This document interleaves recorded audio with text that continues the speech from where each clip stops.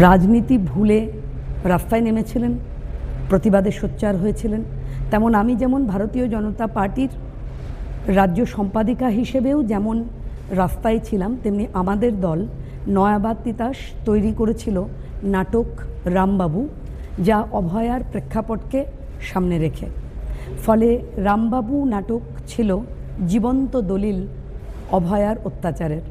আমরা এই রামবাবু পশ্চিমবঙ্গে করেছি, দিল্লিতে আমরা ভারত রঙ্গমহোৎসবে করেছি, কিন্তু দুঃখের বিষয় আমরা পশ্চিমবঙ্গে সরকারি হল পাইনি।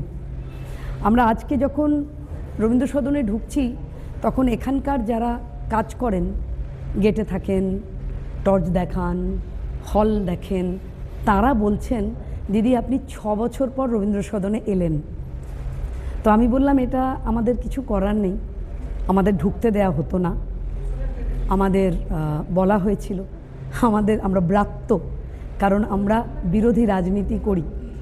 কিন্তু আজ আপনাদের সামনে কথা দিলাম, ভারতীয় জনতা পার্টির এই সরকার প্রতিষ্ঠা হওয়ার পর থিয়েটার কোনো রাজনীতির রং দেখবে না। থিয়েটারের মানুষ থিয়েটার করবেন, থিয়েটারের মানুষ থিয়েটার